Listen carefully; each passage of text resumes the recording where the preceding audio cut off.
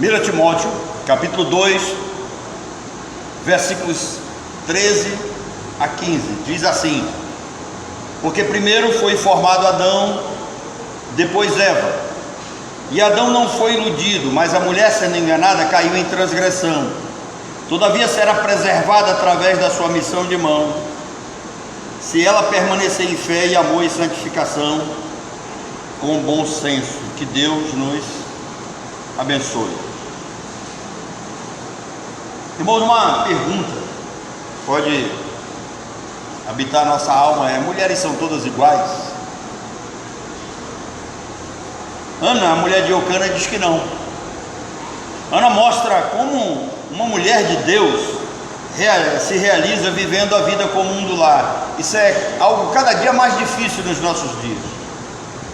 Eu não estou dizendo que é errado ou pecado a mulher sair para trabalhar fora. A Bíblia entende a necessidade da família de baixa renda, e ela exalta a mulher que consegue trabalhar fora e manter sua casa, sua família em ordem. Essa exaltação da mulher que trabalha fora, da mulher empreendedora, é vista claramente em Provérbios 31. Quando você lê Provérbios capítulo 31, você vai entender como Deus exalta a vida daquela mulher que tem o seu próprio negócio, seu empreendimento, mantém sua casa, ajuda o esposo. Então a Bíblia reconhece esse tipo de atividade. Não é pecado trabalhar fora. É claro que nem todas podem ter o seu próprio negócio, e nem todas também têm os recursos necessários para ajudar na renda de casa. Mas é fato, é inegável, que a Bíblia não proíbe a mulher de ter uma profissão, não proíbe a mulher trabalhar fora.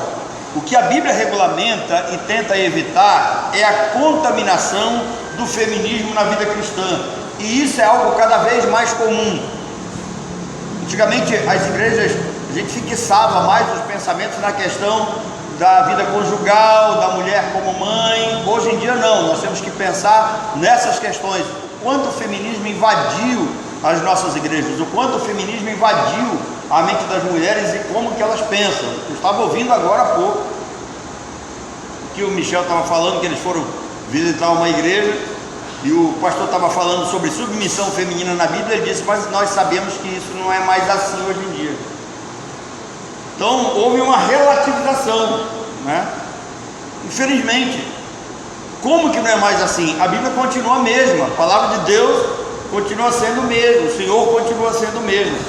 Então o feminismo que eu me refiro aqui é o pensamento doentio que retira da mulher o desejo e a missão de ser mãe, como se a maternidade fosse um peso. Observem que em alguns lugares a maternidade tem sido colocada como um peso. O papel da esposa tem sido assim, algo tão atacado, que chega a dizer que mulheres que têm maridos são mulheres que não têm razão de viver, são mulheres que levam a vida sem sentido, que a mulher que pensa só em família, ela não tem mais o que pensar. Então o feminismo tirou da mulher esse sonho de ser esposa, de ser mãe, de ter o seu lar, de entender que o grande empreendimento da sua vida é a sua casa, é o seu lar. A história humana, ela começa com Deus criando seres semelhantes. Preste atenção, a história humana começa com Deus criando seres semelhantes. Nós somos semelhantes, nós não somos iguais. Deus não criou os seres iguais, Deus criou os seres semelhantes, diferentes. Soberanamente Deus determina que o homem seja o líder e o provedor do lar. Isso é uma determinação de Deus. Caso você discorde, caso você não concorde, você entra em um caso com Deus. Você fale com Ele em oração, você liga para Ele que você não concorda, que Ele errou ao estabelecer isso na sua palavra. Isso é um problema entre você e Deus. Mas enquanto a mulher seria a auxiliadora, esse homem seria o líder, esse homem seria o mantenedor, aquele que traria sustento para a família e para a sua casa. E a mulher seria essa submissa voltada para o lar, voltada para os cuidados da casa, responsável pelas tarefas domésticas, pelo cuidado e pela educação básica dos filhos. Na ótica divina, aos homens cabem o sustento da casa, enquanto às mulheres cabem as tarefas domésticas. O decreto divino tornou-se padrão para a história da humanidade. Se não, vejamos, isso é um decreto de Deus para toda a humanidade. Nos primórdios da vida humana, era o homem quem saía para a caça, enquanto a mulher era dona de casa. Ao homem cabia lavrar a terra, era ele que produzia, enquanto ela ficava em casa cuidando das crianças, cuidando da casa. Em tempos de guerra, é o homem quem vai para a batalha e a mulher quem fica em casa. Com o surgimento do mercado de trabalho, no comércio, na indústria, e outras áreas da sociedade, é o homem que sai para trabalhar, enquanto a mulher continua tomando conta da casa e dos filhos. Na história, a mulher só saiu para trabalhar fora em tempos de guerra ou em tempos de miséria extrema, quando a renda da casa tornou-se insuficiente para o sustento. Então a mulher tem que sair para poder ajudar o marido na complementação desse sustento. Na Primeira Guerra Mundial, as mulheres foram obrigadas a substituir os homens no trabalho enquanto eles lutavam. É triste ver mulheres afirmando que estão doidas para voltar ao mercado de trabalho. Ou seja, às vezes você ouve mulheres conversando: eu não aguento mais ficar em casa, eu não aguento mais essa vidinha, eu quero voltar para a minha atividade, eu quero voltar para o meu trabalho. É triste ver que as atividades profissionais são mais valorizadas, que os filhos e que o lar. É triste ver mulheres que preferem gerar riqueza e prosperidade para outros do que para sua própria prole. Então a mulher que está em casa, que tem essa visão, ela tende a gerar recursos e criar bens para sua própria família. Aí vem essa ideia, E aqui vale a pena perguntar: de onde vem essa ideia, esse desejo incontrolável de não ter mais marido, de não ter filhos, de abandonar a casa, de tirar esse projeto da cabeça e de viver uma vida completamente distanciada do que Deus determinou aqui como princípio? Essa ideia vem do feminismo socialista defendido por uma mulher chamada Simone de Beauvoir. Se você ainda não leu, você não vai perder muito em não ler essa mulher, mas se quiser ler, você vai ver lá como essa mulher tem uma ideia completamente distorcida e como ela acaba influenciando o outro. Simone de Beauvoir, ela foi uma escritora, ela era filósofa, professora, ativista de esquerda, e ela é considerada a maior feminista, a mulher que mais influenciou o pensamento feminino. Vem dela a ideia de que a mulher é que deveria liderar em todos os setores da sociedade. Uma das suas frases mais célebres é: ninguém nasce mulher, a mulher torna-se mulher. Então preste atenção, ela diz que você não nasce mulher, ela diz que você nasce humano e você pode se tornar uma mulher. Para quem não sabe, é daqui que começa as discussões sobre ideologia de gênero, sobre o ser humano querer começar a pensar aquilo que não é, começar a partir em busca daquilo que não é e viver aquilo que não é. Simone disse que o trabalho diminui a distância entre o homem e a mulher. O que ela está querendo dizer? Que o trabalho tira essa liderança, o homem deixa de ser líder, o homem deixa de ser o responsável pela casa, o homem deixa de ser o provedor do sustento, a mulher se torna igual. Em seu livro O Segundo Sexo, Simone fala sobre o papel da mulher na sociedade em um mundo dominado pelo homem, ou seja, ela invade a cabeça das mulheres, dizendo que esse mundo só é assim, da forma que ele é, só tem os problemas que tem porque os homens foram colocados por liderança. E quando alguém fala sobre os princípios bíblicos para Simone, ela diz que Deus é machista, ela não crê na existência de um Deus assim, e que a Bíblia não tem nenhum significado, nenhuma relevância para ela. Esse livro que ela escreveu, O Segundo Sexo, foi um livro considerado assim extremamente agressivo à sociedade, e foi um dos livros colocados na lista negra do Vaticano. Para quem não sabe, o Vaticano tem uma lista negra de livros que ele não recomenda a sua leitura. E o livro Segundo Sexo, de Simone de Beauvoir, faz parte desse grupo de livros. Simone, ela era uma ateísta declarada e não suportava o fato de Deus ter colocado o homem na posição de liderança. Esse idealismo feminista afirma que ser esposa e mãe é uma decisão medíocre. Preste atenção, olha o que ela está dizendo. Quando você decide casar, quando você decide ser esposa, quando você decide ter filhos, Quando você decide ficar em casa, ela está chamando você de medíocre. E ela diz que os afazeres domésticos e a rotina diária incentivam as mulheres ao adultério. Preste atenção. Na ideia, na cabeça dela, ela diz que quando a mulher ficava em casa, cuidando dos filhos, cuidando da casa, sem nenhum outro projeto de vida, isso era um prato cheio para o adultério. Ela vai mais longe, ela diz: mulheres em casa oprimem os filhos que se tornam frágeis e homossexuais. Ou seja, na cabeça de Simone de Beauvoir, a homossexualidade é resultado da mulher em casa.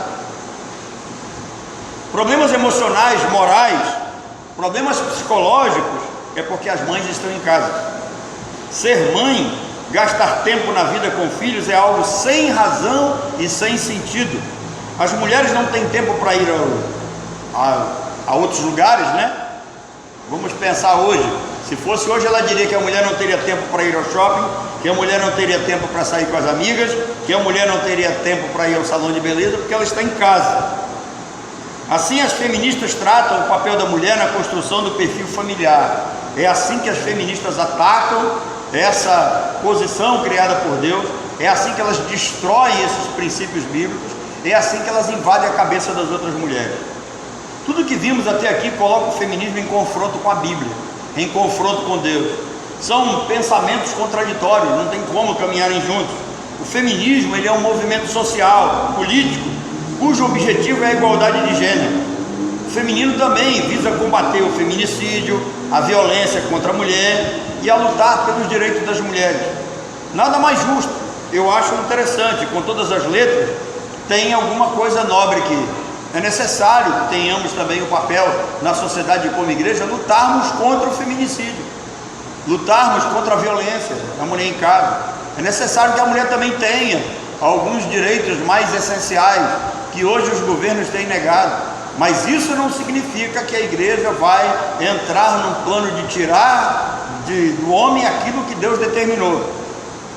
O feminismo tem essa ideia, né? Visa o empoderamento da mulher, e essa expressão empoderamento está em alta nos nossos dias.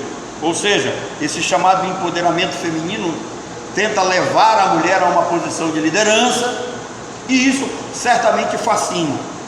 Se vocês entrarem na história, começarem a ver essas questões nas datas históricas, a questão do ministério feminino, do pastorado feminino na igreja, começa a entrar nos nossos dias a partir da publicação desses livros, a partir da divulgação do feminismo.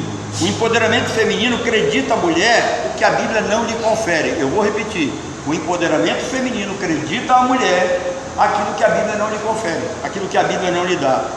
O texto base para a nossa reflexão hoje, que foi escrito por Paulo, ele vai dizer o seguinte: esse texto aqui, que Paulo está escrevendo a Timóteo, que é um pastor jovem, alguém que precisava de direção, e com certeza ele ia ter que tratar desse tipo de problema lá na igreja em Corinto. E aí Paulo coloca uma questão aqui muito interessante: a Bíblia não confere à mulher esse poder e esse domínio sobre o marido, nem tampouco sobre a igreja. O feminismo traz em contextos teologias consideradas marginais pelo cristianismo. O feminismo divide a sociedade em classes. O feminismo usou a teologia negra, usou a teologia da libertação e trouxe à tona o ministério feminismo.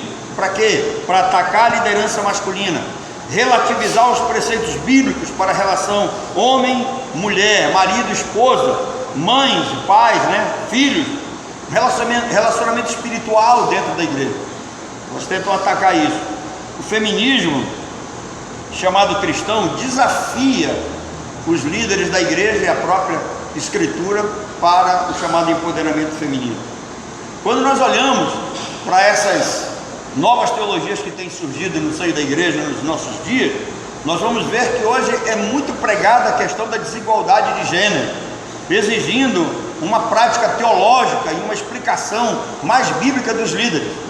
Os líderes precisam se aprofundar, conhecer esses temas, estudar esses temas à luz da palavra de Deus, para trazer para a igreja e tentar tirar da cabeça das pessoas que na mente de Deus não existe essa teologia igualitária, não existe isso. Tais exigências, dos direitos femininos levam ao pastorado, ao bispado e ao apostolado feminino.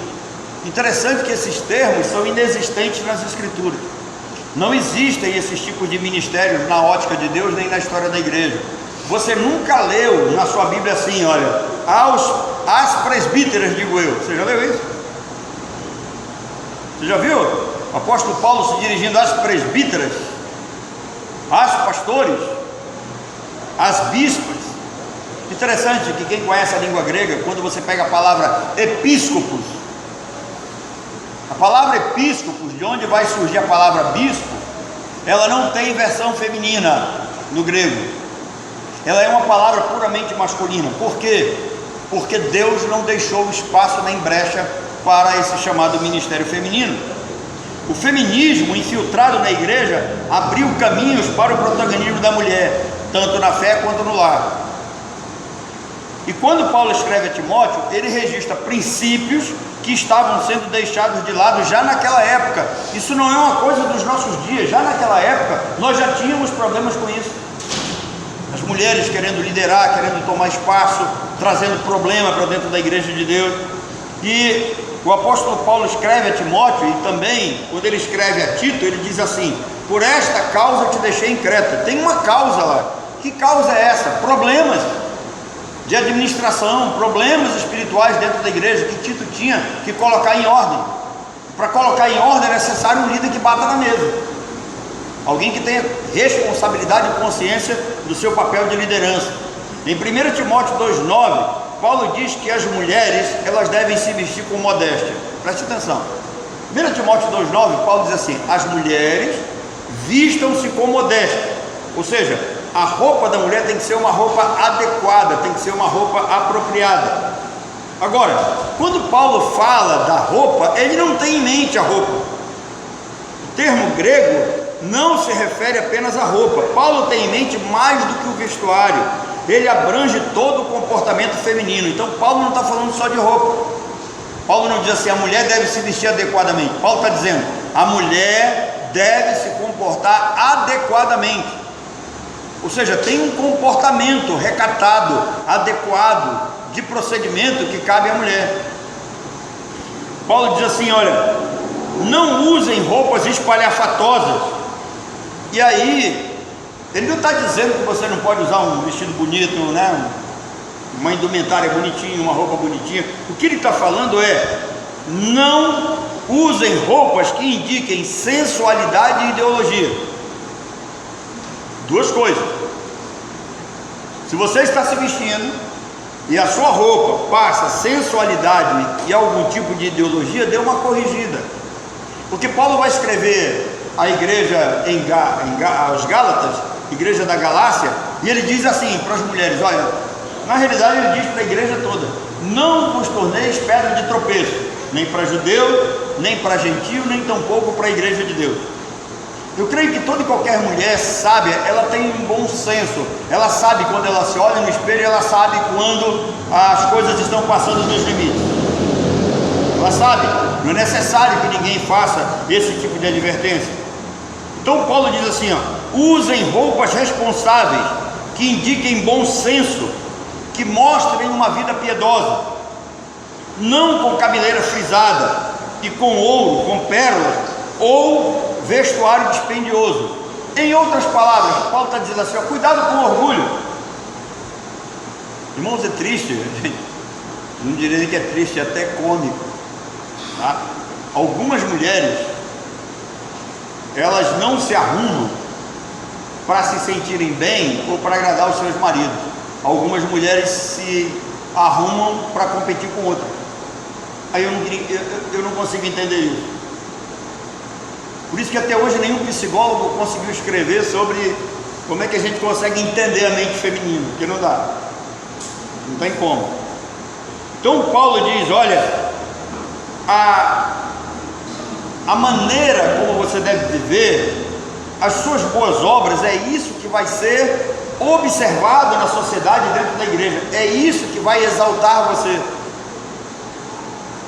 Boas obras, vida com bom senso, mulheres amáveis, que tenham que estejam livres de orgulho. Muitas obras, na realidade, acabam tirando da nossa mente o foco principal. E Paulo diz: olha, vocês devem viver com um espírito de sobriedade, com um espírito equilibrado, não com tranças cobertas de ouro, pérolas e penteados caros. O que Paulo está dizendo? Tinha mulheres aqui que iam para a igreja com penteados, né, bacana, e elas jogavam aquele pó de ouro por cima. Vocês lembram que tinha alguém no Antigo Testamento que também fazia isso? Lembram de Absalão? Como é que ele morre? O próprio cabelo, que ele tinha tanto orgulho, que jogava pó de ouro por cima, né? É uma das razões pelas quais ele acaba morrendo. Nos versos 11 e 15, Paulo lembra a questão da submissão no Éden. Então, o fato de Deus determinar essa liderança masculina, ele não está sendo aqui machista, ele não quer o mal-estar de ninguém. Simplesmente Deus é Deus para definir aquilo que Ele quer. Observem o seguinte: Paulo diz: aprendam em silêncio e com toda submissão. Ele está dizendo: não é permitido que a mulher ensine na posição de autoridade sobre o homem. Então preste atenção. Por que mulheres não podem ser pastoras, bispas, presbíteras? Porque para exercer essa função, ela vai ter que receber uma autoridade dada pela igreja, pela liderança, com imposição de mãos. Os homens têm que ser submissos a ela. Então é isso que Paulo proíbe.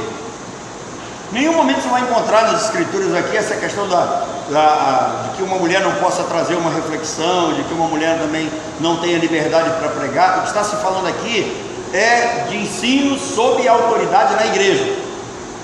É isso que ele está querendo dizer. E aí ele explica o porquê. Ele diz: porque Adão foi formado primeiro. Então é uma questão de hierarquia. Deus primeiro criou Adão, depois criou Eva. Depois ele fala de problemas emocionais e psicológicos. Paulo diz assim: olha, Eva foi enganada, Adão não foi enganado. E aí agora eu quero chamar a sua atenção para uma coisa. Vocês imaginem uma mulher no pastorado aqui, dessas que tem esses problemas muito sérios com TPM. Você imagina num dia de TPM vindo pregar aqui e surge um probleminha na igreja. Como seria? Vocês imaginem pastor aqui nervosa e de repente uma criança começa a andar ou alguém passa na frente dela. Não seria fácil. Então Paulo coloca isso aqui. Não é uma questão social, não é uma questão espiritual. Ela não é inferior espiritualmente. Recebeu o mesmo espírito. O que Paulo está falando é a questão daquilo que Deus determina. Primeiro foi formado Adão, é a hierarquia na criação. E depois Paulo fala de questões emocionais, questões psicológicas, questões de mente. Paulo então tem em mente isso, ele chama a atenção, e isso deve ser levado em importância por todos nós. Paulo vai mais longe. Ele diz assim: olha, a mulher pecou primeiro. Agora, claro que esse pecado não se efetiva, porque o responsável diante de Deus é Adão. Mas Eva come do fruto primeiro. Ela deveria ter ficado entendido que estava nua, deveria ter ficado logo com peso na consciência, mas não, ela não fica. Ela só fica quando ele come. Por quê? Porque ele é que foi colocado como responsável por ela diante de Deus. Ele é o cabeça, é ele quem responde. Então Paulo diz claramente: ela pecou diante de Deus e levou o marido à queda. Uma outra coisa, Paulo conclui esse assunto no verso 15. Ele diz assim: todavia será preservada através da sua missão de mãe, se ela permanecer em fé, amor, santificação com bom senso. Quando uma mulher engravida, geralmente o mundo dela muda. Mas nesse período da história aqui era completamente difícil, porque esse texto é um dos textos mais difíceis de ser entendido pelos teólogos. Que Paulo diz assim: todavia ela será preservada na missão de mãe. Como é que nós vamos entender isso? Naquela época, quando uma mulher engravidava, ela tinha dentro de si dois sentimentos. Primeiro, ela tinha a alegria da gravidez. Ela sonhava em ser mãe. Ela ia colocar um filho no mundo. Mas havia um medo de morrer no parto. Por quê? Porque naquela época havia uma grande incidência de morte no parto. Naquela época não havia cesariana. Então a mulher, ela convivia com esse misto. Por um lado ela estava alegre e feliz, por um outro lado ela estava com medo. O maior medo de uma mulher naqueles dias era morrer de parto. Havia então esse alto índice. E aí Paulo, o que Paulo está falando? Paulo está encorajando essas irmãs, essas mulheres, afirmando que o Senhor estará com ela na hora do parto. O Senhor estaria com elas na hora do parto. Olha, calma, se vocês viverem com alegria, com bom senso, se vocês viverem uma vida recatada, com o mundo lá, se vocês entenderem a posição que vocês têm, se vocês não desejarem ultrapassar os limites da palavra de Deus, o Senhor vai preservar vocês na hora do parto. O Senhor irá preservá-las e irá guardá-las. Ou seja, Paulo está dizendo que boas obras são o melhor ornamento para a mulher. Uma vida modéstia é algo a ser assim desejável por toda a sociedade. E aí a promessa de Deus é: se você continuar na fé, no amor e na santidade, com sobriedade, quer dizer, com entendimento, com sabedoria, não querendo ultrapassar as coisas. Interessante que essa recomendação dentro da igreja, Paulo diz assim: olha, é necessário que nenhum de nós pense de si mesmo além do que convém.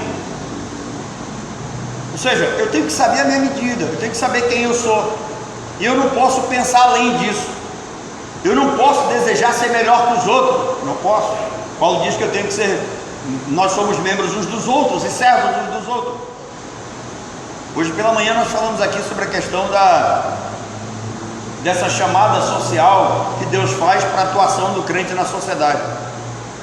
Cada um de nós temos uma profissão, e Deus nos colocou na sociedade para produzir, e Ele espera que façamos isso com sabedoria, com inteligência e com obediência à sua palavra. Eu sei de histórias de homens que são líderes em grandes indústrias, em grandes empresas, e que são crentes. Eu sei até de pastores que são líderes nessas empresas, e que aqueles liderados deles, são submissos a eles, criticam a maneira como eles lideram, humilhando as pessoas, diminuindo as pessoas. Então Deus nos colocou na sociedade para que a nossa vida glorifique a Ele. E aí, uma das coisas que tem causado vergonha ao reino de Deus é justamente isso. Agora nós temos igreja para tudo quanto é gosto, Tem igreja a gosto do freguês, qualquer um. E aí Paulo diz: olha, se você continuar na fé, se você continuar na santidade, vivendo com sobriedade, você não precisa temer a morte. Deus vai guardar você na hora do parto. Paulo diz que as mulheres, elas não podem ser professoras públicas na igreja por causa dessa hierarquia que Deus coloca. Ela tem que estar submissa ao homem, o homem que tem que estar submisso a ela. Então, queridos, se a nossa igreja não tem pastora, é justamente por causa disso. E eu dou um conselho para você: você conhece alguma pessoa que frequenta uma dessas igrejas que tem pastora, converse com eles. Essa não é a regra bíblica. Esse não é o modelo de liderança que o Senhor Jesus identificou para a sua igreja.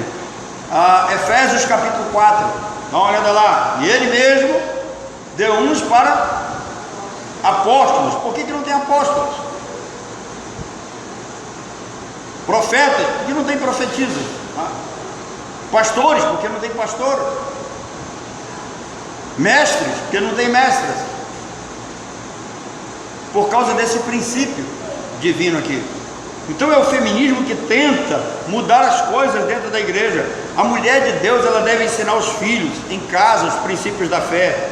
Essa é a mulher de Deus, que não ostenta o pastorado nem liderança na sua casa com usurpação, tomar um lugar que não é seu. Além disso, as mulheres não devem se achar ou se sentir dispensadas. Não, elas têm um grande ministério dentro da igreja. Hoje a maioria das missionários que eu conheço são mulheres. Paulo diz que elas devem exercer a fé debaixo da autoridade do marido, debaixo da autoridade de um homem. Elas não devem tentar desejar isso para si. Isso seria usurpação. O que é usurpação? É você tomar um lugar à força que não foi lhe conferido. Paulo diz que ela foi a última na criação, que é uma das razões de sua submissão. Preste atenção, de toda a criação a mulher é a última. O que será? Será que isso não tem uma lição para nós? Então ela é a última na criação e ela é a primeira na transgressão, porque ela se deixa ser iludida, e essa é uma das razões que Paulo diz que há um problema com a liderança e com o ministério feminino. Uma pergunta para vocês: por que nós, quando filhos, a gente queria fazer alguma coisa que nós sabíamos que era meio difícil o papai aprovar, com quem que nós íamos? Procurava primeiro quem? A mãe. Por quê? Por causa da fragilidade emocional, por causa da estabilidade psicológica, porque ela não olha as coisas com razão. Então essa é uma das causas pelas quais Deus determina essa hierarquia. Ela é a última na criação, é a primeira na transgressão. Mas há uma palavra de conforto para aquelas que querem continuar com a sobriedade: elas serão salvas para terem seus filhos. É uma tristeza especial, né, que o sexo feminino tenha sido assim, de certa forma, tão corrompido por esses movimentos feministas, quando a mulher, ela deve ser esse exemplo de sobriedade, de cuidado, de tratamento, de gentileza, de carinho. A mulher tem essa sutileza, a mulher tem sensualidade nos olhos, né, na fala, nos gestos. E como esse feminismo tem masculinizado as mulheres. É extremamente difícil a gente olhar para dentro da igreja, para dentro da sociedade, e ver que os homens estão sendo efeminados e as mulheres estão sendo masculinizadas. E qual é a razão disso? A razão é tirar o foco daquilo que Deus determinou, é distorcer aquilo que Deus determinou para a família e para a sociedade, e a consequência, ela é trágica, tá? É o chamado empoderamento feminino, que na realidade é o contrário do que Simone de Beauvoir disse. A falta da mulher no lar é que nós temos filhos frágeis. Hoje pela manhã nós estávamos nos dirigindo para cá e a Nira estava falando de uma reunião que ela teve na escola, né, do Arão. E uma frase que me marcou, que ela falou dentro do carro, é que o diretor, eu acho que eu quero conhecer esse diretor, diz que é daquele diretor linha dura, gente boa. Diz que ele disse assim: gente, vocês não conhecem os filhos de vocês. Por quê? Porque essa ausência da mãe, essa ausência do pai, essa força de liderança sobre os filhos, deixam eles completamente livres. E quando nós deixamos filhos completamente livres, o desastre pode aguardado, não tem como escapar. Então, hoje os pais não sabem com quem os filhos andam, com quem eles conversam, onde eles estão, que tipo de relacionamento tem, o que eles assistem, né, no YouTube, na televisão. A casa moderna exige que cada um tenha a sua toca, né? E é um erro nosso, a gente trabalha, né? E aí a ideia era eu fazer um quarto para um quarto para outro, cada um com o seu quarto. Aí põe lá a televisão, põe lá computador e tal. Aí você diz: eu quero dar para o meu filho aquilo que eu não tive. Deixa eu dizer uma coisa para você: você só é o que é porque você não teve. Porque se você tivesse, você não seria o que é. E se você der para eles, eles não vão ser como você, jamais. Pelo contrário, eles vão fazer coisas que você não gosta e vão fazer escondido. Eles vão mentir para você.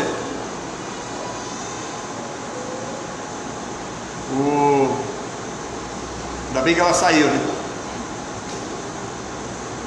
Mas a Débora era uma pivetezinha desse tamanho assim, né? Pivete no sentido de pequena, né? E eu na igreja, pastor de igreja, tudo já, tomando conta da igreja estabilizada lá no... Aí ela, quando surgiu um problema, disse: não, meu amigo ali, o fulano de tal aí, a Orlene: quem é esse teu amigo? Como é que era o nome do cara lá? Arthur, quem é o Arthur? O Arthur era um cara que fumava maconha lá atrás da igreja. Débora conhecia o cara. O cara protegia ela, protegia os meninos, né? Então nós não conhecemos os nossos filhos. é essa falta da presença da mãe na vida do filho, é essa falta da presença da mulher em casa, dirigindo, liderando as coisas, que levou a sociedade para ser o que nós somos. Então, Deus não é machista, a Bíblia não é um livro discriminatório, pelo contrário, visa estabelecer o bem para a família, para a sociedade e para a igreja.